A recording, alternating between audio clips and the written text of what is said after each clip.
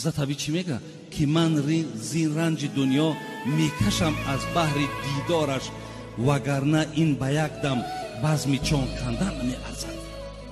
همه مهنتی من برادرای عزیز میگه به خاطر آن است که با دیدار الله برسم، و الا همه دنیا را به تمام لذتش جمع کو به یک بزم جان کندن نمیارزد.